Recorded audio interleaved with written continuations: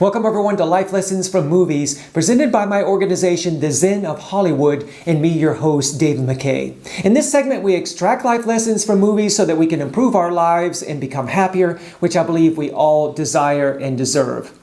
Okay, today's topic is committing to the higher values and the spiritual path that are calling us. And we'll examine this theme through the interesting film, The Wolf of Wall Street, starring Leonardo DiCaprio and Margot Robbie. Please know there are spoilers ahead.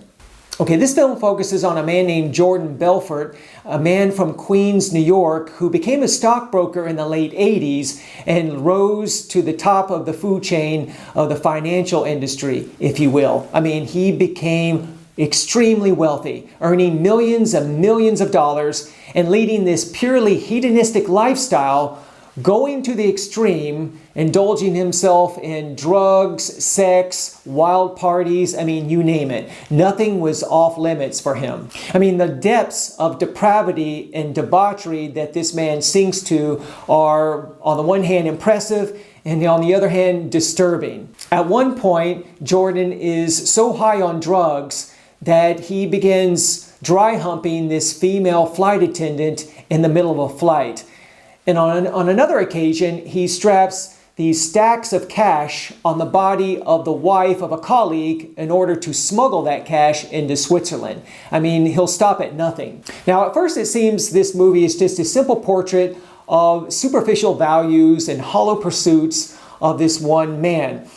But I think the director, Martin Scorsese, is trying to communicate other messages. I believe he's saying that it isn't materialism per se that's the problem, but the egos behind it.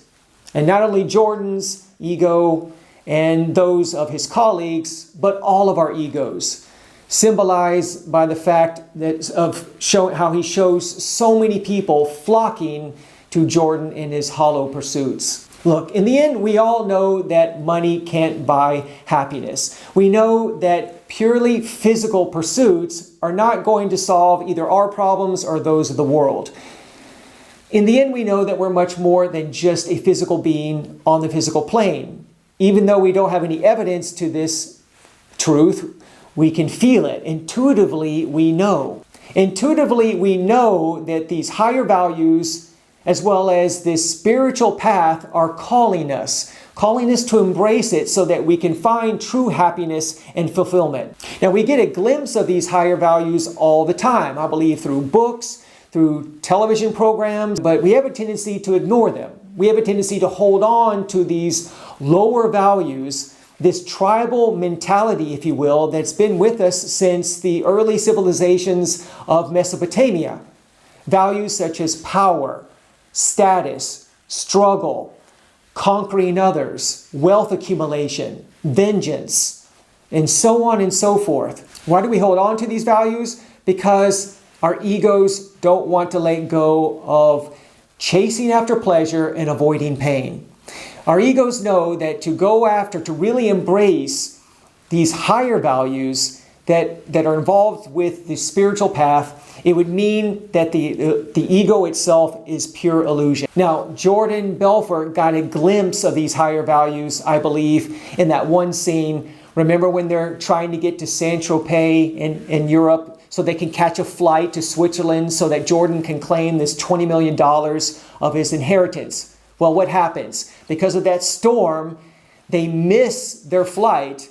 But because they missed the flight, Jordan actually witnesses that plane exploding in midair.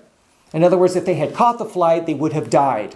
And Jordan takes this as a sign from God to change his ways, which he does, right? He becomes sober over the next couple of years, and he's actually at the point of retiring from work that has caused him and others so much suffering, when at the last moment, he decides to unretire and he holds on to his job. Remember that scene?